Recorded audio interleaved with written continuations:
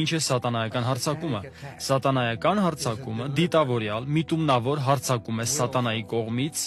անհատի վրա, նպատակ ունենալով վնաս հասցնել նրա հոգուն, շնչին կամ մարմնին կամ երեքին միասին։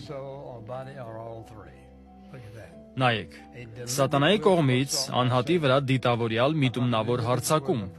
նպատակ ունենալով վնաս հասցնել կամ նրա հոգուն, կամ շնչին կամ մարմնին կամ երեքին միասին։ Իսկ երբ է դա տեղի ունենում, ցանկացած ժամանակ, ցանկացած տեղ, սատանան հստակ գիտի, թե երբ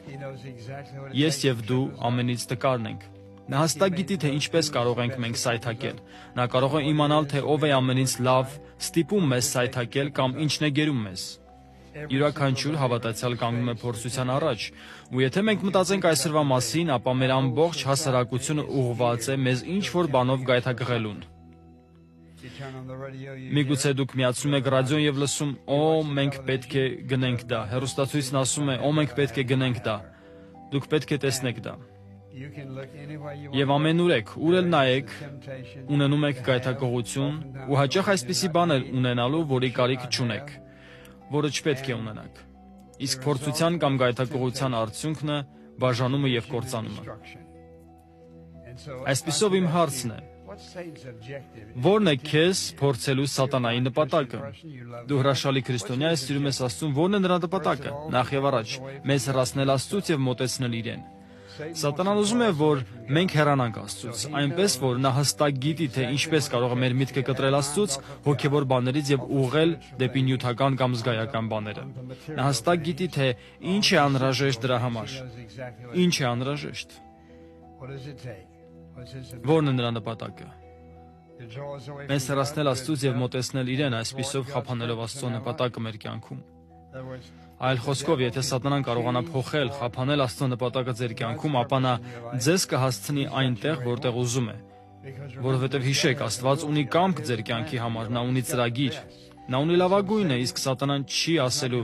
«Դե ես ուզում եմ կործանել քեզ»։ Ոչ, նա պարզապես ցանկանում է ձեր ուշադրությունը շեղել Աստծուց, հոգևոր բաներից եւ ուղղել դրանք նյութական, զգայական բաների վրա։ Ապա հասցնել այն կետին, որ դուք մերժեք Աստծուն եւ չտաք նրան արժանի երկրպագությունը ու փառքը։ Այսինքն սատանան չի ուզում, որ դուք երկրպագեք Աստծուն։ Լսեք, նա տվել է մեզ ինչ-որ բաներով լի ափսե, որպեսզի մենք ուշադրություն դարձնենք նրան, իսկ հետո կործանի մեզ։ Սատանայի վերջնական նպատակը մեր կործանումն է։ Կործանել մեր փոխհարաբերությունները Աստծո հետ, նրա հանդեպ ունեցած հետաքրքրությունը, հավատքը, աղոթելու ցանկությունը, հավիտենական անվտանգության զգացումը, կործանել եւ կործանել։ Դրա նպատակը դա է։ Մինչդեռ հետաքրքիր այն է, որ մենք գիտենք դա, ձեր կյանքում քանի քարոզ եք լսել այդ մասին, նույնիսկ չեք կարող հիշել։ Եվ հուսով եմ, որ դեռ շատ կլսեք։ Սակայն հարցը այն է, թե ինչ եք անելու այդ ճշմարտության հետ, որը լսում եք։ Սատանան գիտի այդ ճշմարտությունը, որը դուք լսում եք։ Իսկ ինչ է նա անում։ Նա հայտնվում է, որպեսզի շեղի ձեզ, որպեսզի չլսեք այդ ճշմարտությունը եւ հեռացնի ձեզ Աստծուց։ Մեզնից յուրաքանչյուրը իր կյանքում կանգնում է որևէ փորձության առաջ։ Ես չասացի ամեն օր, սակայն լսեք, յուրաքանչյուրս ունի մի բան, որով կարող է գայթակղվել։ Դա կարող է լինել մի բան, որին նկատմամբ ժամանակ առ ժամանակ հաղթանակ եք ունենում կամ միգուցե պարտություն եք կրում։ Բայց սատանան նպատակ ունի Աստծուց հեռացնել ձեզ։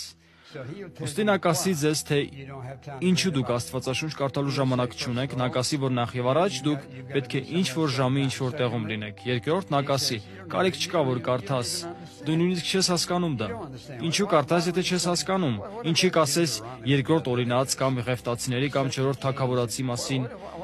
Ինչու ես ուզում Աստվածաշունչը կարդալ։ Նա ամեն բան անում է քո միտքը հոգևոր բաներից շեղելու համար։